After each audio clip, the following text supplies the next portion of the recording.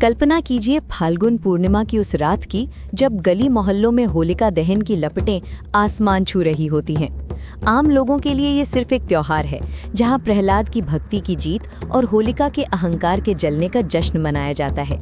लेकिन जैसे जैसे रात गहरी होती है और होलिका की आग बुझने लगती है, तब शमशानों और गुप्त अघोर पीठों में एक बिल्कुल अलग और रहस्यमयी दुनिया जाग उठती है। ये वो रात है जब तंत्र की दुनिया के सबसे बड़े स्वामी भगवान काल भैरव की एक विशेष और खौफनाक साधना की जाती है।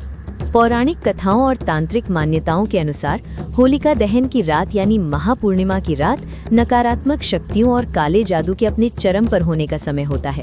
दुनिया भर की बुरी शक्तियां इस रात सबसे ज्यादा सक्रिय होती हैं, लेकिन जहां बुराई है वहां उसका विनाश करने वाले महाकाल भी मौजूद हैं। तंत्र विद्या में ये माना जाता है कि इस रात भगवान काल भैरव अपनी सबसे प्रचंड ऊर्जा के साथ धरती पर गश्त लगाते हैं, ताकि वो अपने भक्तों और मासूम लोगों की इन काली शक्तियों से रक्षा कर सकें। होलिका दहन और काल भैरव का सबसे बड़ा रहस्य छुपा है होलिका की राख में। जब होलिका पूरी तरह जलकर खाक हो जाती है, तो उसकी ठंडी हुई राख कोई साधारण राख नहीं रह जाती।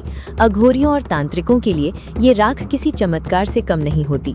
आधी रात के बाद जब दुनिया सो रही होती है, तब अघोरी साधु होलिका दहन की उस राख को इकट्ठा करके सीधे काल भैरव के मंदिरों या शमशान ले जाते हैं। इसी राख से भगवान काल भैरव का अभिषेक किया जाता है और उनके प्रचंड रूप की पूजा होती है। मान्यता है कि होलिका की आग में दुनिया भर की नकारात्मक ऊर्जा, बीमारियां और बुरी नजर जलकर भस्म हो जाती है, और काल भैरव, जो कि पापियों के काल हैं, वो इस राख को स्वीकार करके पूरे ब्रह्मांड को उस नकारात्मकता से मुक्त कर देते हैं। उज्जैन और काशी जैसे सिद्ध स्थानों पर होलिका दहन की रात काल भैरव के मंदिरों में जो तांत्रिक अनुष्ठान होते हैं, उन्हें देखने की हिम्मत हर किसी में नहीं होती। वहां डमरुओं की गूंज और मंत्रों के बीच एक ऐसी ऊर्जा पैदा होती है जो रोंगटे खड़े कर देती है।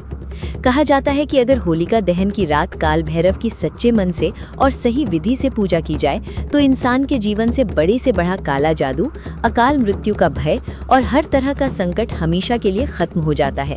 काल भैरव अपने उस भक्त के चारों तरफ एक ऐसा अदृश्य सुरक्षा चक्र बना देते हैं जिसे कोई भी बुरी शक्ति भेद नहीं सकती।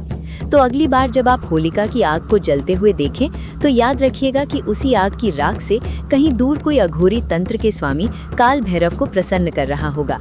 दोस्तों, क्या आपको होलिका दहन और भगवान काल भैरव के बीच का ये गुप्त रहस्य पता था? हमें कमेंट्स में जरूर बताएं। अगर ये रहस्यमयी जानकारी पसंद आई हो तो वीडियो को लाइक करें और चैनल को सब्सक्राइब करें। हर हर महादेव।